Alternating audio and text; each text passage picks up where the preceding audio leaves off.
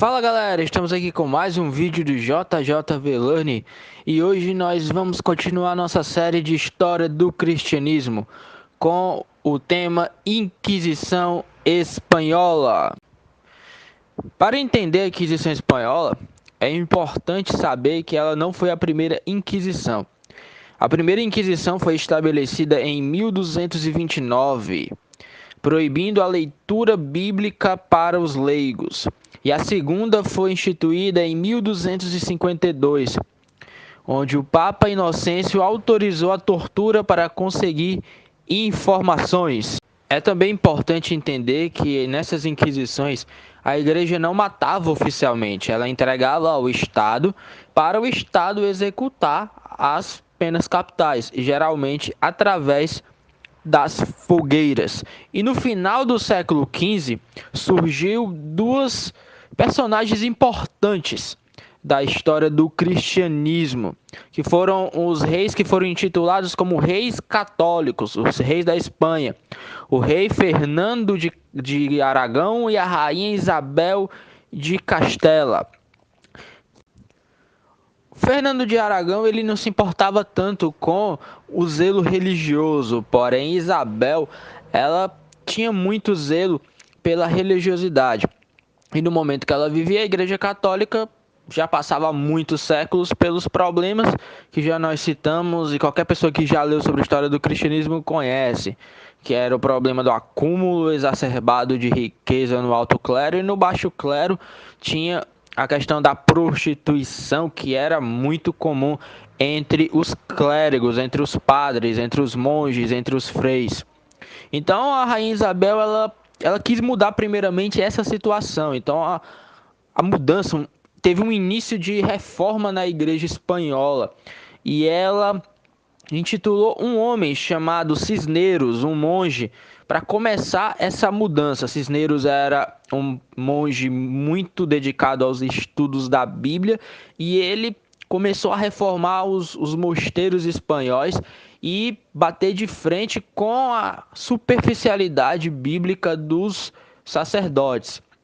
Porém, não ficou só nisso. Esse foi o problema. Isabel ela foi exagerada, ela foi ao extremo. E junto com Fernando pediram ao Papa Sisto IV, em 1478, que a Inquisição Católica chegasse na Espanha e que os reis espanhóis, a coroa espanhola, pudesse executar os hereges.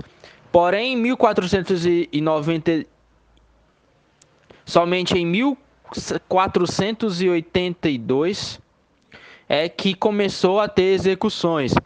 Entre 1478 a 1482, o que ocorreu foram pregações contra as heresias. Que heresias eram essas?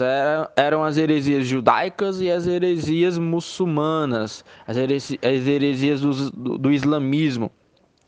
Porém, muitos entendem que a igreja começou a matar deliberadamente várias pessoas que eram de outras religiões. Porém, a Inquisição, no entanto, a Inquisição era somente para os convertidos, para os cristãos.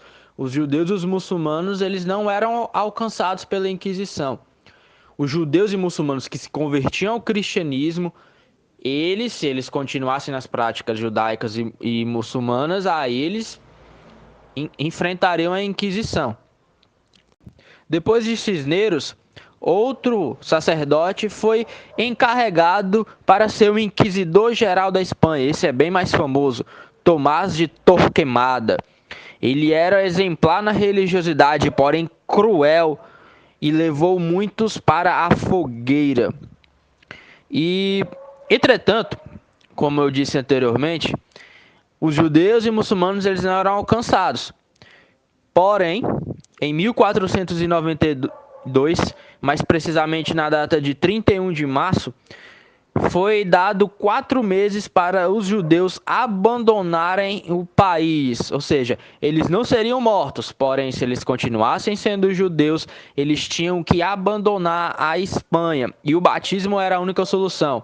Muitos judeus eram ricos e se eles fossem para fora da Espanha, eles não poderiam levar suas riquezas. eles tiveram 4 meses para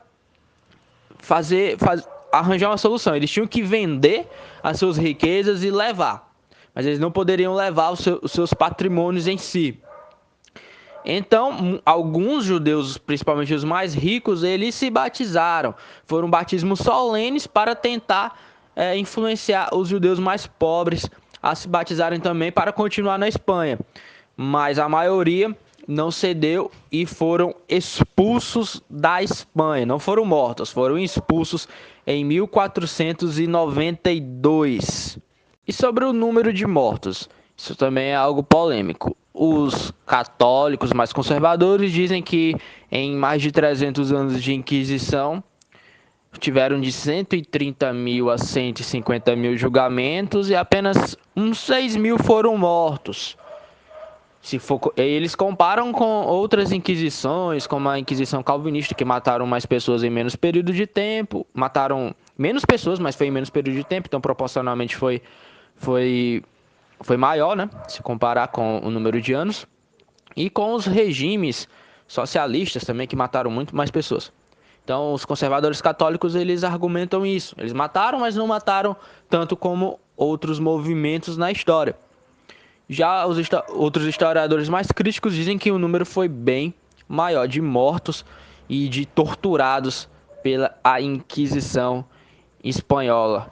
Existia também um método diferente, que eram queimar bonecos. Eles faziam bonecos das pessoas e queimavam esses bonecos como se estivesse queimando heresia. Ou seja, foi um momento da Inquisição que foi mais leve. Porém, milhares de pessoas foram mortas e foram torturadas pela Igreja Católica. E apenas no século XIX que a Inquisição Espanhola terminou.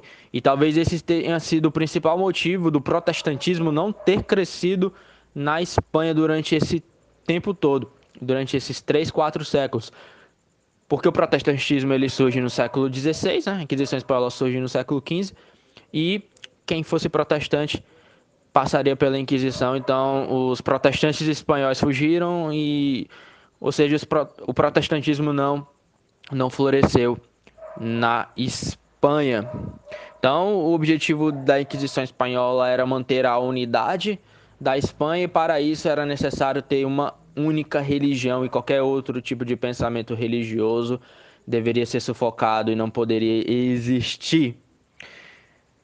Então, se você gostou desse vídeo, dá um like. Se ainda não é inscrito no nosso canal, se inscreve. E até a próxima, galera. Tchau, tchau!